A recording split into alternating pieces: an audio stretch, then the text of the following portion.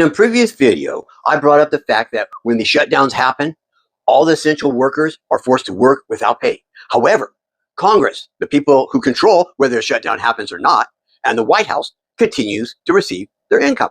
So I propose that instead of that way, there'd be a change in the law, so all those essential workers who must show up for work get paid. However, those responsible for the shutdown get no money. That their paychecks stop in the House of Representatives, in the Senate, and in the White House. Now, someone brought up one important point, that this would not work because most of those officials are wealthy, and they're right. But here's a possibility. What if all their assets were frozen, all their bank accounts frozen? They're required to disclose any cash stuck away, and that money must be turned over until after the shutdown. So they have no resources, but they just have to try to live on whatever they have with no income coming in. Do you think these shutdowns wouldn't happen in the first place? Or maybe they would disappear pretty quickly? And while I'm on that thought, often, right now, minimum wage has been held artificially low for about almost 50 years. And the reason for that is that as the 70s were going on and the prosperity was growing, the American worker was being more and more productive, and the economy was just booming.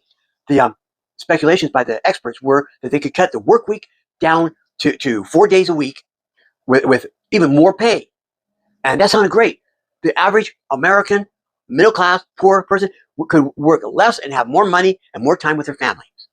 However, those wealthy individuals, the CEOs and the ones that already have more money than they could ever spend in 100 lifetimes, said that's not fair. They should get that extra money. So they began to change things around. And minimum wage was held artificially low. And most employers base their base pay on whatever the minimum wage is. And they think they're being generous if they offer you $2 over minimum wage. But consider, minimum wage in most parts of the country is $7 an hour. So they're saying $9 an hour and thinking they're being generous and patting themselves on the back, when in fact, they're paying you so far under. And they're screaming because people are saying, raise it to $15. That's $10 under where it should be. Because if it kept up with the cost of living and the productivity, it would be $25 an hour right now. So what if, when Congress comes back into session, for the first 6 months of that new Congress, they only receive minimum wage and all their assets, all liquid cash, is frozen. They can't use any of it. They have to rely on minimum wage. Do you think that minimum wage wouldn't go up really quick? Yeah, you know it would. And we have a more equal society. Tell me, what do you think about this idea? Have a good day.